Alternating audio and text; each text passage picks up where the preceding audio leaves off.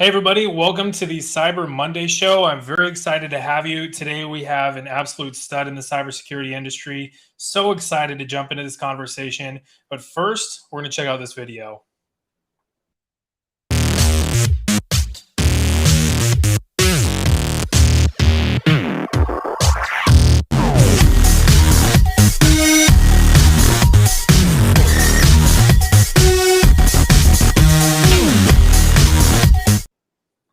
All right, so with that, I'm going to bring on our guest for the day. Ladies and gentlemen, it is Heath Adams, the Cyber Mentor. How are you doing? Hey, I'm doing well. Thanks for having me.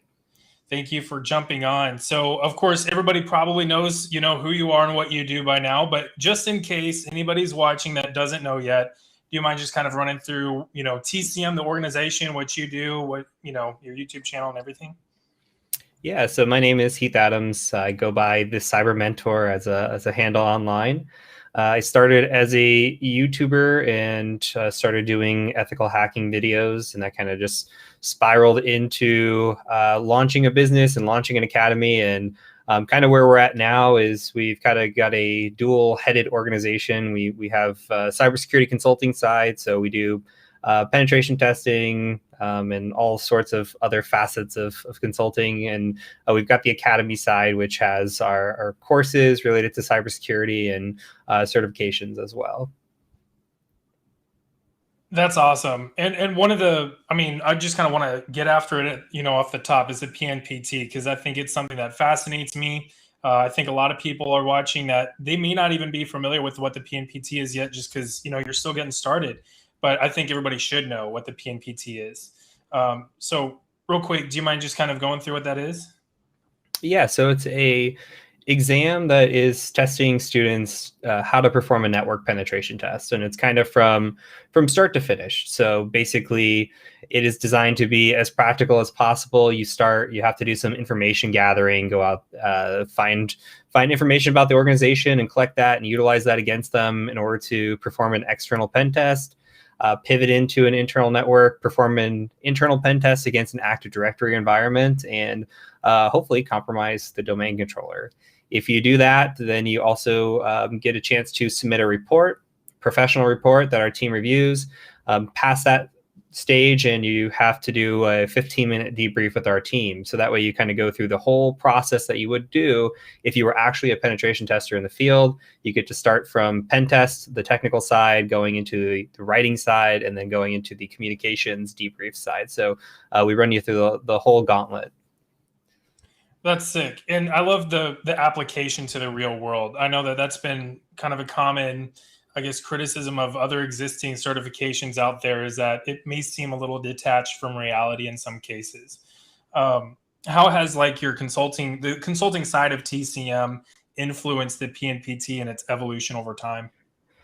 Yeah, so that's the one thing about having both sides of the business, is that I'm still pen testing. So I'm not just a trainer, I'm not just a teacher. I'm somebody that's in the field working it and seeing how the field changes and how the attacks change and the defenses change. And we're able to build those sorts of things in and actually perform or tailor our exam to what we're seeing now. And should that change, then we release updates, we change the exam, and we make sure that things stay practical, so that as the field changes, which it's constantly doing, that the exam and the training and everything else changes along with it. Yeah, that's really awesome. How have organizations and businesses throughout the industry kind of adjusted as the PNPT has, really exploded from what I can see in popularity? Yeah, our goal was, I think, 1,000 purchases for the entire year, and I think we're already close to that in 6 months. So it's crazy, and we're getting on job postings that I couldn't even imagine. It started locally, some friends, just saying, hey, would you consider adding this? And then now we're seeing it on like Tenable and Ally Bank and some of these huge organizations that are requiring it. And just being able to have meetings, like we just had a meeting with a team last week, and somebody went through the exam. They happened to just be at a gigantic accounting firm, without naming names, and they said that we think we want to switch from big name vendor over to you for all of our training, because we're so impressed with we got. Price point being huge as well, but training and the actual practicality of the application. So it's you make a product and you hope it does well, and the industry seeming to take with it. So I'm excited for it. That's great. And I mean, of course, I'm super excited to see it kind of blow up like that. Competition can really breed, just excellence, right? Oh yeah, absolutely. I know that on your YouTube channel, you posted a video, and I think it might be your most recent video, kind of talking about the PNPT and its official launch. And you kind of dive into why you created the PNPT and your motivations for going in this direction. In case anybody hasn't seen that, what were those reasons, and how has that kind of, I guess, been confirmed as time goes on here? Yeah, so I like to call the entire training that we do anti-industry. So for me and my background, I came up really poor, and education was not a privilege for me. I took a lot of debt out to get where I was at. I was fortunate enough to have some employers pay for some of the training that I had. No way was I ever paying for some of this stuff out of pocket. And I think with the high salaries and where the industry is going, people just take money for granted a little bit. And, they say, oh, it's $1,000, no big deal. But for some people, it is a big deal. And so my whole process and thought was, well, first of all, I want to create training that's affordable for people. The other side of that is I want to create training that is realistic and things that we would see in the real world. And I went the very standard route of getting experience, getting certifications that employers want, and then getting to the interviews and just getting crushed.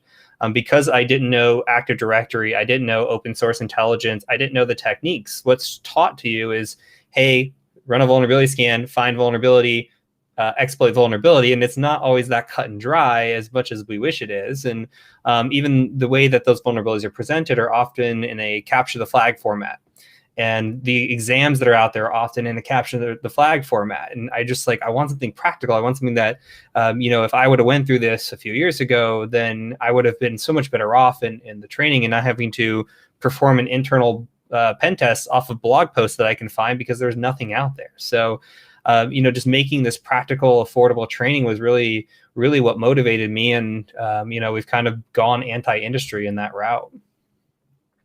Yeah, and I think one of the things that you talk about is providing the training that provides a deep understanding. And I mean, it's super important. I've actually just finished your practical, ethical hacking course. It's so good. I think you really do a great job of diving through all the different concepts. And one of the things that you talk about is updating it and making sure that, new information is ingested in. How has that been kind of a challenge moving forward as you continue the consulting and the certification? And what are some of the things that you look to add in the future? Sure. Yeah, it's definitely challenging. I try to release a new course or an update every quarter, and that proves challenging itself when you're running a business on the other side of it. For the PEH, yeah, we just went through a major update. We got rid of dependencies on Hack the Box, and we had custom built boxes done by our admins and members of the community giving back, which was great. And we were able to bring in a lot of the issues that we were seeing. And what's unfortunate is, like, when we launched that course, literally within the next week, Kali 2020 came out and changed from root as user into Kali as user. And it's just all these little things where you run a tool and the syntax changes or something. So you have to kind of stay up to date on these things breaking, and not everything stays perfect. But we do have a suggestions channel. I've got DeWalt, who's a really good admin help desk guy that relays the information of what's broken. And we just constantly are doing updates. And when new attacks come out, like Zero Logon or Print Nightmare, we add those into the course and just keeping that relevant and keeping it up to date. But yeah, it's definitely difficult wearing all the hats that I wear. And in terms of new courses, we've got a bunch in the works. I always hate to say that anything's a guarantee until it's on my desk for review. But in the works, in what I think is definitely coming, would be a Python 201 course. We've got a mobile pen test course. We've got a practical malware analysis course. We've got some other content related to kind of like a Linux for beginners course. And we're going to try to expand to some more of the beginner options. Our brand manager, Zach Hill, is talking about doing a course for kind of like the A+, like practical A+ material, and just making that free so we can kind of, just incorporate people who are interested in IT and maybe cybersecurity and just bring them under one umbrella. Outside of that, the PNPT was a test run or a trial run to see how industry takes to our certifications and our thought process. Intent is to release more. Intent is release a web app one. We want to release a wireless one, an advanced network one as well, and start getting into some blue team courses, blue team material. We've got a lot coming. It's just a lot of moving parts, and it takes time. I wish it could all be there tomorrow, but we're getting it all put together. So. That's all super exciting. And obviously this can kind of bring some challenges and some kind of like institutional industry resistance. Have you seen any of that? And what are some of the risks to everyone's cybersecurity? And this might be kind of a gimme, but what are the risks to cybersecurity as a whole if, career progression is really locked behind a pretty steep paywall? Yeah, I mean, it's definitely concerning. Because this career can be life-changing. It could be life-altering. If you come from a poor family like I did, and all of a sudden you're making six figures, which is pretty average for a pen tester, that can be a difference between eating ramen noodles and actually having a savings account, and that's really like it's incredible. There's unfortunately a lot of prices are keep increasing. Obviously, inflation's there. I understand that. Technology and cost of cloud hosting, I get it. But there's still price points beyond what I think is even like necessary. And it's starting to be, okay, well, we're big name corporation. We're going to charge whatever we want. And businesses are going to pay it, or, somebody's going to pay this price tag because this is who we are. Where it's a lot of that old school mentality as well, where I went through this certification, so obviously it's good, I'm where I'm at, so you should go through this certification, and that's not always the case. So we're starting to see more managers coming through with open minds, and I think that is important to leading a team. I don't want to ever say that the PNPT is the one catch-all for network pen testing. I encourage, like you said, competition. I hope more come out, and we have broad diversity, and we have good training. And at the end of the day, we're all in it for the same goal. We're all in it because we're trying to protect, organizations and companies and people from a cyber attack. So I'm the more the merrier, honestly. But yeah, limiting it to one institution or one certain path is definitely concerning, especially if you're priced out of that path. I think you have a very unique perspective because you have, like you said earlier, so many hats that you're wearing. You have, you're a teacher because you're teaching people things. You're a business leader. You're a pen tester. You've been in the industry here for a minute. How has your, view of the industry evolved over time, especially as you build out the PNPT and look into, creating other certifications, and you also, obviously have the business leader side to it, and you're kind of balancing all of those considerations? Yeah, we're seeing shifts, and there's positive shifts. Like we're seeing better password policies, especially from 5 years ago. We're seeing multi-factor at more places. We're seeing antivirus. We're seeing intrusion detection. We're seeing companies start to realize, hey, maybe we should probably spend some money on security. And a lot of that has to do with the current events, seeing the ransomware attacks, companies getting, hit for millions of dollars. That helps, and we're just progressing as a society for a lot of these things. But it's always a cat and mouse game too. Anything where we create a patch, somebody's going to figure a way out to break it. I don't think anything is unhackable. So you just gotta kind of stay on top of that. I'm seeing the industry move towards the web quite a bit. Web apps are probably our number one selling product from a consulting side. Cloud is huge. If you're trying to get into the industry now and you want to differentiate yourself from other people, go get an AWS certification or learn Azure, or sprinkle something in there with your shiny certification on the pen test side, and really that could benefit you for years to come, because organizations are moving off-prem, going to the cloud, and utilizing those resources as well. So, and I can expect that trend to continue. Gotcha. And speaking of just kind of evolution or evolutionary perspectives here, as you have continued on as the, a business leader and instructing, how have, your approaches as a pen tester evolved over time? Yeah, it's hard to stay on top of things when you're doing so much, but I'd say they're always evolving.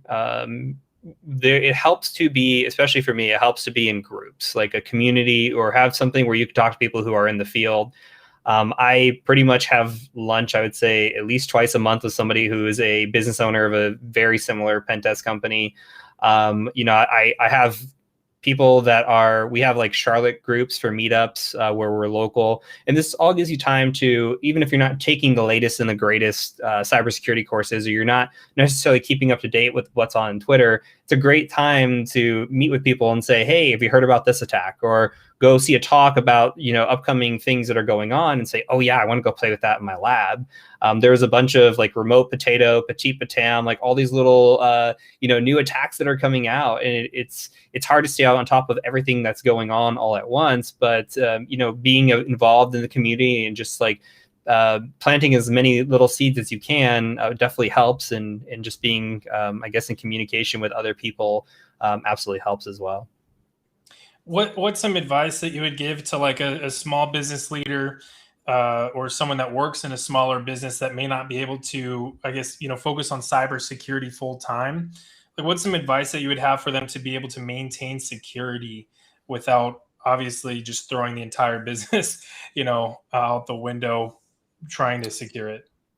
Yeah, I think there's a lot of basics that you can do to make yourself secure. Multi-factor, all the things, I think is super important. A strong password policy and enforcing that password policy, having having password deny lists, basically where password, for example, isn't in the word, or dictionary words aren't in the word. So when you say 12 characters, you mean 12 characters, but they're jumbled, they're misspelled, or something along those lines. But enforcing those policies, enforcing multi-factor, training your users, that goes such a long way, especially in a small organization.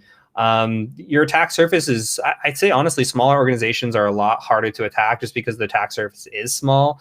I'd rather have a 100-person organization or 1,000-person organization, because the chances of summer 2021, whatever, are going to be there way more likely than somebody at like a 10-person or a 5-person organization. Sure, it might be there, but it's a lot less likely. So having that, and just training your users, and just having some good policies in place, and having the basics like antivirus, and making sure if you're using BYOD that you're limiting those devices on certain networks, or segmenting, and you have user controls in place, and just like all the little basic things that don't cost an arm and a leg to do, and can be done by, I would say, most small business owners.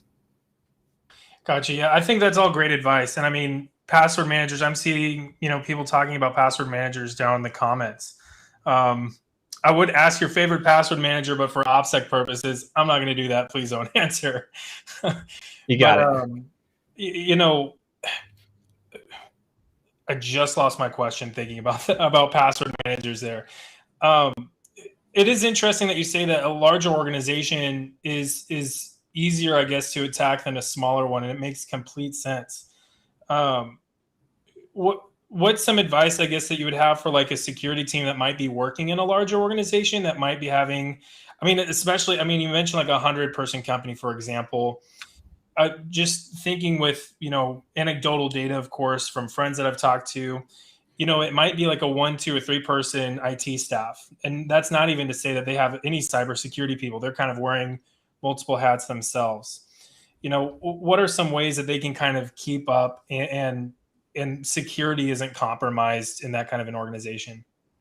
Yeah, that's a lot of what we're seeing, especially in like the small to mid-sized businesses, is you see maybe 1, 2, 3 people working in an organization in the IT department. And yeah, maybe they don't have cybersecurity training. So it's imperative, again, to implement some of these just basic policies. And a lot of the pushback that we hear is, well, the employees don't like it. Or I remember one time we were on an engagement, and getting them to move from a 6-character password policy to an 8-character password policy was pulling teeth. And eventually we got there, but it was just like, well, the users aren't going to be happy. And it's like, well, the users aren't going to be happy if the company gets hacked and they don't have a job either. So it's one of those things like, being able to push back and being able to implement these policies and having a strategy on how you're going to roll these things out. Again, you can make my life really hard by keeping these patched, keeping your password policy strong, keeping multi-factor in place, and just training your users what seems wrong or what seems suspicious, training them to submit phishing emails and identify phishing and running campaigns, which all this you can do internally. All this you can do pretty cheap, low cost, and really secure your environment from a small business standpoint. I think phishing is such an interesting kind of rabbit hole to dive into. I don't know, at least that I've seen, it's talked about nearly as much as maybe it should be, because it can be an easy thing to catch, but at other times it can be a harder thing to catch. I mean, what are your thoughts on that, and what are some ways that pen testers have been able to manage an effective phishing campaign? Yeah, it depends on the situation and depends on the goals as well. If you're doing mass campaigns, making it look as realistic as possible. A lot of times we're getting these phishing trainings, and they're like, well, identify this fish, and it's got like misspellings and just like blatantly obvious things. But what if the email looks literally like it's coming from the same domain? Because now you can buy a domain where maybe an I or an O or something is like the same character to your the naked eye. What do you do in that situation? You say, oh, I verified this is so-and-so from this address, and this looks like an email that I would get sent. How do you identify these things? So it really becomes like getting into that kind of security training and not just saying, well, here it is as a basic level. Because if somebody wants to phish you and they're going to do a good job at it, they're not going to hit you with one of those, those bad emails. They're going to do their research. They might even really do their research. Maybe they find out you like fishing, you shop at this particular shop, it just depends on how deep they want to go. But from a security standpoint, running those kinds of campaigns against your users and really being able to educate them and really train them on some of the more in-depth gotchas, I think is important as well. Are there any like free or very accessible resources that are available for the end user, and maybe like, again, smaller organizations that can't necessarily afford to dish out large amounts of money for this kind of thing? What are some resources that they can use to educate users on phishing? Yeah, so from an employer standpoint, we do have the phishing course at the academy. You can do a lot of this with reading blog posts and stuff as well, but like setting up Go Fish on an AWS server is something that you can do fairly cheap. I mean, cost of running AWS and just setting up those campaigns and running those campaigns and getting the users to click, submit different things, and then, pulling those users maybe into additional training if you need it, and say like, here's what you were doing, here's what went wrong. And I think, kind of having those people be your advocates. Like a lot of the time when people will submit a bad password or click on a link, I see like IT teams thinking like, oh man, this person's in trouble, or even the end user thinking, oh man, I'm in trouble. And it shouldn't be, because that person's going to be the person that remembers, not always, most of the time, that remembers, hey, I got phished. They're going to be much more aware, much more cautious. They're going to be an advocate. They're going to submit links. And it might take a few goes through that to really, enforce those ideas. But running these quarterly, just doing smart training along those lines, it can be done pretty cheap and effective as well. Yeah, and I like your point about kind of creating advocates throughout the organization. I feel like that's so important, right? What are some effective strategies that you've seen? I mean, beyond just, creating phishing campaigns and educating users, to create those advocacy programs, and how effective has that been in really taking the overall user base to the next level? Yeah, I think it's just education and positive reinforcement is really what it is.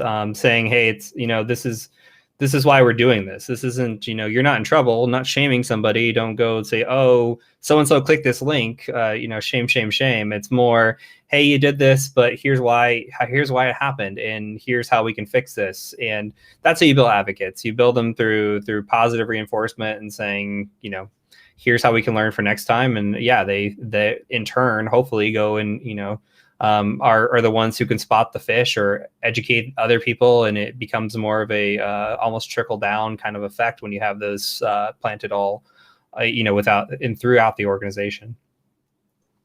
Yeah, that's awesome. That's, the phrase, human firewall is kind of thrown around a lot. I've seen a lot of people kind of say that users can be the weakest link, and that certainly can be true. How effective can an organization's cybersecurity be if the user base is like really on it? They can recognize phishes. They know the points of contact to get in touch with if something's going wrong. Can that really make up for, let's say, like a lack of the shiny new tools, or is that kind of an overblown statement? Yeah, absolutely. The majority of attacks, especially ransomware related, are social engineering. So it's some form of social engineering involved. So it's not likely that you're going to see, outside of the big 0 days that come across, there's unlikely that when you're doing something like an external engagement, you're going to come across remote code execution. It's just highly unlikely, especially as a pen tester, but even as a hacker, like there's bots scanning the internet all the time. Most organizations are running vulnerability scans, doing some of the basics. So really it comes down to, if I got my proper items in place, getting the users educated and having educated user base will make life very, very difficult. I mean, it just is what it is. If you're calling somebody and they're saying, "Hey, this is suspicious, I'm going to alert," so whoever, that could mean the gig's up. I mean, so you got to be really on point with that. So I mean, that's the perfect world is having an entire educated user base on top of good security protocols. And yeah, absolutely, I think that could replace having the shiny new objects that are there, especially. So yeah, I kind of want to switch gears just a little bit. You talk about having multiple hats, and that obviously can be a lot, right? So how important is time management, not only to accomplish everything, and really for other, InfoSec professionals, people that are new coming into the industry, or people that are obviously working full time, they're balancing school, and they may be balancing trying to learn this stuff on their own. How important is time management to get all that accomplished? yeah, it's super important, depending on where you're at in your career, and I still struggle with it even from I guess a business owner standpoint. There's things we do, especially like if you're talking from a business owner standpoint, delegation is one of the hardest things that I've had to do and learn to do. I had conversation with Dave Kennedy about it, like, hey, how long did it take you to be comfortable giving your baby to somebody else and saying, here you go, go work on this so you can focus on other stuff. We utilize project management tools to be able to have task boards and see all the things that are going on, because especially as you get more employees and they're doing all different sorts of things, you can just I can go and click and say, okay, what's going on in the pen test world? What's going on in the marketing or sales world? And see what different people are working on in kind of like a high level overview. And that's kind of like what I need at that point. Having team meetings to manage those sorts of things as well, to keep track of those sorts of stuff. But from a student standpoint, or you're trying to break into industry, yes, prioritization is incredibly important. You have to look at opportunity costs and the things that are most important to you in your decision. Like, am I going to go to school, or am I going to study for the certification? Am I going to devote my time here, or how does it work? And everybody's different. I can't necessarily give advice other than you need to sit down and do pros and cons of what is going to work best for you. I've literally done this in my life with switching careers and everything else, looking at, well, here's how much salary I'm going to lose if I go to school for 2 more years to go study something. And, that salary, how long is it going to take to make back up with this new career field, and those sorts of things. So it comes down to training as well. My advice is to chase what you're passionate about, because it's a lot easier to study. So if for example, if you're debating between network pen testing and web app pen testing, and you find network fascinating and web app boring, study network. Don't force yourself into a topic that you don't want to study right now. Even if it's mandatory, get some momentum, study that topic, and move on to the next one. And it feels a lot easier doing that. And just learning to manage your time, task boards, Excel sheets, little Post-it notes, whatever it does, whatever works for you. I've used all of them just to kind of have reminders and goals and things that you need to take care of. So. Yeah, that's all super important. I feel like delegation is one of those things that you talked about very early that is so important. But yeah, I totally get that it's very, very difficult. You've mentioned before, both in your course and in other mediums, that you're a veteran. And one of the things that, I mean, they hit hard in the military is leadership. I mean, at all levels, everyone, really can be a leader, and delegation being a very important piece of that. How was your time in the military, influence, or how did it influence, your leadership to be a business leader, to be a pen tester, to be an instructor, to be all these things? Yeah, I think it helped. So I was enlisted first, and I got to see that side of things, and then I became an officer, which is more of a leadership position. And I took the things that I learned from the being on the enlisted side that I didn't like that my leadership did, and said, vowed to change those things. Like, and for me, leading by example is super important. And I think I took that out from the military, especially. It's one thing to say, hey, go do this, but it's another thing to say, hey, go sweep the floors, go mop the floors. I'm going to be the guy grabbing the mop too. I'm going to be sitting there. I can't do it every time, but if I've got the free time, I'm not going to just lean around and watch people clean. I'm going to sit there and help you clean. And you lead by example. If you want something done, you have to show that you're capable of doing it too. For my management style, especially, that has translated and moved over into, from the TCM side. Hopefully my employees will tell you, but I'm very laid back. I am not a micromanager. As long as you're getting the work done, I don't care when you're doing it or how you're getting it done, as long as it's effective, efficient, and we're getting the results that we want to see. So I think there's multiple ways you can manage people, but my whole goal is to, have people from a mental health focus first, and just make sure that my employees are happy, and we could do as much there. And I think that at least for me, having the laid back, personality works out really well. Yeah, and I'm glad that you kind of mentioned mental health there, because that's, I mean, obviously a very important conversation in cybersecurity that, I know of a lot of people that I interact with here on YouTube and Twitter that talk about mental health a lot. I'm not quite sure how often it's talked about in other circles. Burnout can be a real thing. And I know that you've talked about it on your channel. I've talked about it a little bit on mine. What are some ways to kind of work through that? I know you've talked about, focusing on things that you're passionate about, and that can really kind of help that. But even then, I mean, you can only be going 110% for so long. Taking breaks is important. And that could mean so many different things. That could mean hey, I'm studying, I'm burnt out for the day. I'm going to go for a walk. I'm going to go play a video game for an hour, or whatever it might be, whatever helps you decompress. That can be super helpful. Reset your mind, go back, study again. But maybe you've been studying for 3 months for a certification straightforward. Hopping right into the next certification study is, you might have that momentum there, but at the same time, you could easily burn out on that. Like, being able to step away and say, hey, I need a week, or I need a month. There's times where I will literally take breaks. And I think a good example of that is course creation. Like, I pretty much kill myself when I make a course. Like, I don't record during the day. So I do my hours during the day when I'm working, and then at night I'll record. So I'll be recording from maybe 10 p.m. to 6 a.m. Might stay up and just go straight through work, sleep, go back through the process. And it's one of those things where that kills me. That drains every bit of energy that I have to manage that. So I take time off. That's where it's, hey, I'm only going to do one of these a quarter. I'm not going to be able to release one every single month. That's not my, I can't. So you have to be able to figure out what your cadence is, what works best for you.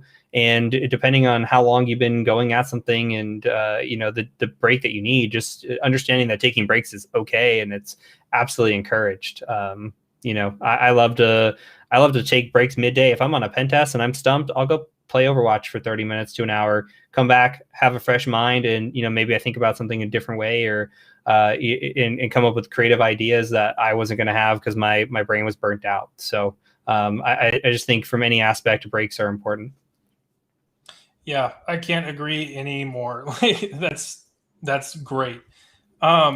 Here, real quick, before we got about 10 minutes here before. I want to make sure that people can ask some questions if you're all right with that. Yep. So everybody in the chat, if you have any questions, just pop them in the chat. We will talk about it if we haven't already. We've already covered quite a bit. I've seen a few questions, so I just want to make sure that I add that caveat.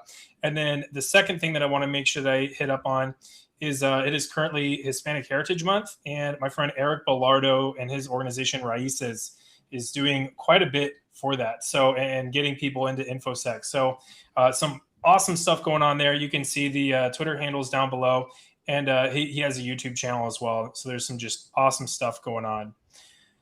But with that, I will let this kind of sit here and see if anybody has any questions coming in. Burnout's good, breaks are good, or burnout sucks, breaks are good, right? Yeah. How have you seen, just like any cases where people are going really, really intense with pen tests, they fail to, take breaks, they burn out, where that can lead to some serious issues for an organization cybersecurity. Basically, to really tie it into the big picture, how much of an impact can burnout have on an organization's cybersecurity? Sure. I mean, you could look at it from either side. So burnout on the defensive side, maybe you miss something. As simple as that. Maybe you miss something. Maybe you, who knows with Facebook, right? Maybe you set a configuration wrong. It's just like, it's things like that where a simple mistake could lead to millions of dollars in expenses. And same thing for the offensive security side. If you're running a pen test and you're not 100%, if you miss a bug, miss something that you should have found or otherwise would have found, what does that spell for your client? What does it spell for your company?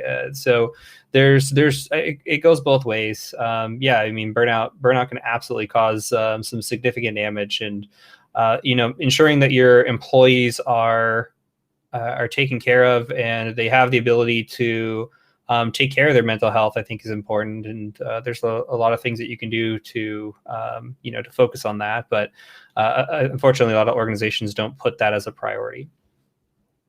Yeah, and I wanted to touch up on that real quick. Is, over time, have you seen organizations really make mental health and preventing burnout and those kinds of things a priority? And how can we, as an organization or as an industry, really get better at that area?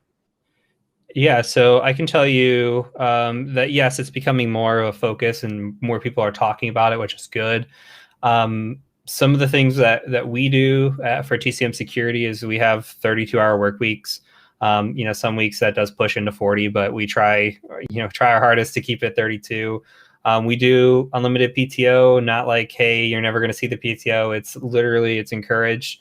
And our goal bench time is 25%. So I've worked at companies where, hey, your goal billable hours are 100%. Like, make us money. If you're not making us money, you're not doing it right. Where for us, if you're making money 75% of the time, great. 25% of the time, do whatever you want. Go study. Go write a tool. Go to a conference. Whatever it might be that excites you and keeps you passionate and helps you learn too. If you're going 100% of the time, when you have time to learn the new techniques and stuff, unless you're putting in hours outside of work. So, and just being flexible, being approachable, I think helps as well. And just making sure that your employees are taken care of. So hopefully more organizations move to that mindset and that thought process. Gotcha. Yeah, it's good that organizations are kind of moving in that direction. So hopefully that trend continues here. We have a question here that I think is a pretty good one. Is job hopping in cybersecurity frowned upon? And I feel like job hopping, we could talk about that a little bit on defining what is a good amount of time to stay in a position before bouncing as well. Sure. So I don't think that there's any defined amount of time that you need to stay in a position. And I say this to my employees too. Honestly, when you come to the point that you feel like you're not growing or you're not learning anymore, it's time to move on. And you may hit that. Time is such a weird thing. People are like, you have to spend 2 years as a network engineer before you move on to this next thing. And that's not true.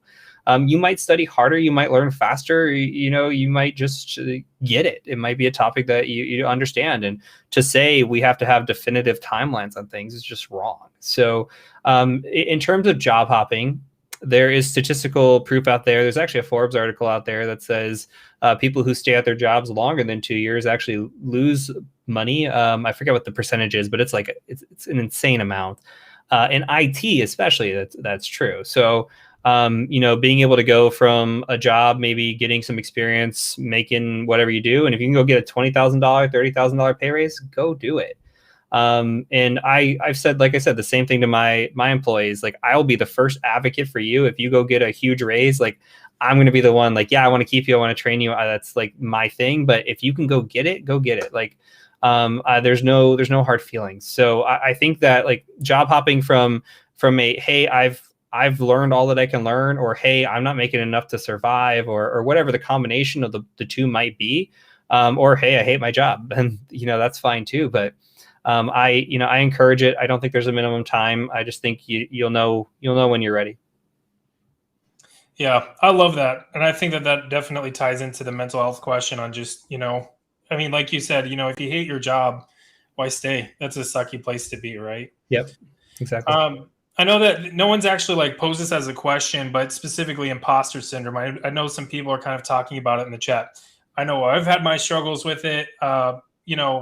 What are some ways that people can kind of work through that and really just kind of get out of that funk? Yeah. So I don't think it ever goes away, but I don't think it's a bad thing either. So what I like to tell people when they ask about imposter syndrome is that comparison is the thief of joy. And that's a phrase that has stuck with me for a long time now. And if you're busy comparing yourself to others, which I think is where imposter syndrome really comes from a lot of the time, then you're going to just be unhappy. Social media is great at upvoting and putting likes and all the success stories to the top, the biggest bug bounties, the coolest success stories that are out there, but we really don't see all the failures that took place to get to those points. And really, at the end of the day, like we were talking about just a second ago, if you learn something faster than other people, great. If you learn it slower than other people, great. And comparing it to like a race, like if you run a mile in 6 minutes and somebody runs it in 10 minutes, you both ran the same mile. It's not a competition. It's really about focusing on yourself. So when it comes down to it, make sure you're running your own race, study at your pace. Don't worry about what other people are doing. And if you're getting interviews, you're getting into jobs, you've made it into the field, you're there for a reason. It's okay to not know everything. It's okay to be the dumbest person in the room, especially at your job. If you're new to the field, you're supposed to be soaking up that information. The expectation is not that you're going to know everything.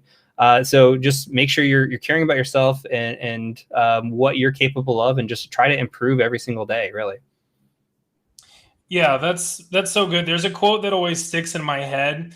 Don't compare your beginning to somebody else's middle. And I know I catch myself doing that so often, so often. So yeah, I just agree with everything that you said. Someone asked a question on the PNPT, and I think everybody kind of answered it in the chat, but it kind of got me thinking, is there, for anybody watching this video, is there any like point in their career that they should start looking at the PNPT, or is there a time that they should wait to take the PNPT, or is it really just kind of whenever you're ready? Yeah, so I like to say that you should have a foundational skill set there before you look at it. Typically, it's like a help desk type skill set. Like, can you build a computer? Can you tell me about basic protocols? Like, what's DNS? Like those little things. Do you know what a subnet is? Do you know basic subnetting? Do you know basic computer networking, the OSI model? That's the foundation you really need to build before you say, hey, I want to get into hacking. If you start building a foundation or building a house upon a weak foundation, it could collapse. And it's the same kind of concept here. So making sure that you have the general IT knowledge down is important. The PNPT and the courses are geared to take you from, hey, I know a little bit around this area, to, hey, I'm ready to take this exam. There's no surprises. There's nothing in the coursework or the exam that wasn't, or there's nothing in the exam that wasn't in the coursework. So it's one of those things that it's geared towards juniors, geared towards maybe even mid tiers. We've had seniors take it, especially those looking to, like we talked about earlier, looking to see, hey, is this a good fit for my team? I need to make sure that I go take this and see, hey, this is the real deal. I'm going to recommend it for our entire organization. So it's really geared towards the mid to junior level, but we've seen plenty of senior levels come through as well. So yeah, so a little bit of everybody, but definitely making that foundational or building that foundation first is important before just starting to build a house. Gotcha. Yeah, and kind of more towards that foundation, like what I'm going to use kind of like a certification here, just like to kind of allude to like generally the concepts covered in it. Not necessarily you have to have the certification, but you have to have that understanding. Would you say like the Security Plus is like that place, like you get that, or you have that understanding before the PNPT, or is there like another kind of baseline of information before that? Security Plus is good. It's just kind of like it's generic, broad security concepts. I think it's great. And yeah, you don't have to go out and get these certifications. I think they help. I went and did them. I don't see a downside to them. I think they're relatively affordable, especially with the resources that are out there. You can get a book for the A+ for $30, or you can go buy a course for $10. You can even watch like Professor Messer for free. So depending on what clicks with you and what teaching style works for you, most of these certifications are $200-$300, I think, and maybe even discounted for students and such. So much more affordable compared to some of the other things out there. And I think they do look good on a job resume as well, or at least from a junior perspective. So I think, yeah, Security Plus is kind of that baseline kind of knowledge. It's really, in my opinion, the Network Plus Plus. So once you get the network information down, you kind of understand your ports and protocols. You just layer some security information on top of that. Start thinking from a more security perspective and encryption and some of the basic terms that you're going to see thrown around. I think it all helps. So yeah, layering that in with going in and trying to get into hacking, which I think a lot of people see it as like an avenue into IT, and it can be your first job. I've seen people do it, but it is more of a mid to advanced job. It's not like typically a first IT job. So definitely building out those missing pieces, I think, would be important before just jumping right into it. Gotcha. One of the things that, I mean, definitely for the PEH course that is very helpful to have is a home lab. And if a lot of people watching may have, the hardware to be able to build that, but a lot of people, kind of like you talked about, may not have the resources to be able to make that happen. Are there any plans, or is there already like a lab that's hosted by TCM to be able to practice some of the concepts in the PEH that, are kind of geared towards some of the attack vectors that maybe they'll see in the test? Yes, though let me start off by saying that the idea is there. We've been talking about it for probably 2 years. The idea is not cheap to implement. Either we go through a vendor, and this is full transparency, either we go through a vendor and they take what I would consider significant cut of revenue, or we build out the model ourselves, and we're looking at least $100,000 plus investment just to be able to have a digestible UI with the ability to have cloud interface. So it's a feature we're working on. I've made in the past 2 months offers to buy 2 different companies that do this. We want to do it. It's just the time commitment and the investment commitment, and figuring out the pricing structure too, because we won't be able to just offer it for free. How all that's going to work out. So in the long term, that's going to be something where everything's under one hood. It's just going to take time to get there. So it's definitely in the works. Gotcha. Yeah. I mean, that definitely makes sense that might take a second. So, but that is exciting. Yeah. That's kind of, at least in the headlights, I guess you could say. Yes, absolutely. So we're coming up here towards the end, everybody. So if you have any last minute questions, just throw them in the chat real quick, Heath. So talking about taking a break, I know you mentioned Overwatch. Are there any other? I think I saw that you're a Cowboys fan. Is that true? Yes, I'm a Cowboys fan. Okay. I'm a Chiefs fan, so Chiefs play Cowboys this year, so that'll be good. But other things like, what are ways that you like to kind of just decompress and relax? Yeah, I'll touch on that too. I think it's one of the two. I think the Cowboys used to be in Kansas City, or I think they used to be right. Is that correct? The Chiefs were once the Dallas Texans, and then they moved Okay, to Kansas City in 1960 something. I knew Yeah, there were ties there. So I've always been kind of like a secret Chiefs fan, especially in the last, I'd say last decade or so. I always, I love hate relationship with Andy Reid just because of the Philadelphia Eagles, but they've been my team for secondary team for a while, and before that was St. Louis Rams, especially back in the day with Kurt Warner, Marshall Faulk. I always had a secondary kind of like, fan to root for, just like basketball and everything else. Yeah, for me, like I like unwinding with sports, especially basketball. It's kind of like my go-to thing. Cars, just going out for a drive is really relaxing for me, and being able to just get out of the house, clear your mind, put on an audiobook, or not even just like just drive around and kind of space out a little bit. TV, I veg out sometimes. We just finished Black Sails not that long ago. We did, Deadwood before that. So we've been kind of on this HBO kick, and I guess Stars kick. So a little bit of everything, but it hasn't been much in the video game scene outside of Overwatch for a minute for me. I used to play a lot of Rocket League too, but was never really good at Rocket League. gotcha. Yeah, that's awesome. I mean, I do love to drive around too, so I feel that. I went to school up in New York City, so there was a brief moment I couldn't drive around, Sure. and it was soul sucking. It was brutal. But yeah, that's awesome. That's so cool. I'm not seeing anybody, with any questions down the chat, so we're gonna go ahead and actually wait. We got one. No COD or FIFA. Doesn't sound like it. No FIFA. Call of Duty, yes, occasionally. I've played pretty much every single one of them. I just burn out real quick on them. Overwatch has been pretty consistent for me. So I like first person shooters. Halo was like my everything in college, especially. So it's just kind of been where I usually like get a game and I'll stick with that one. And it's been until Overwatch is dethroned. That's kind of what it is right now. I love it.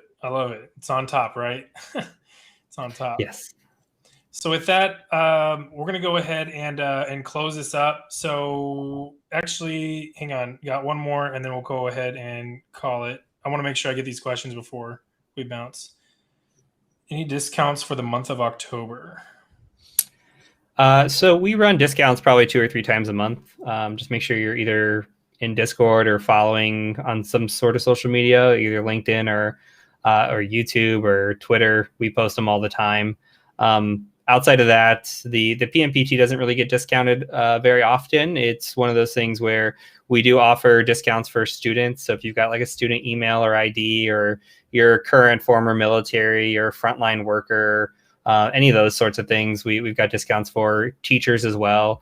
So just check our FAQ page out for those. But if you're looking for just courses, just honestly stay patient. We throw discount codes out all the time. Gotcha.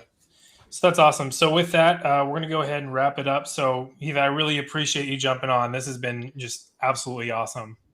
Yeah, thanks so much for having me. I really appreciate it.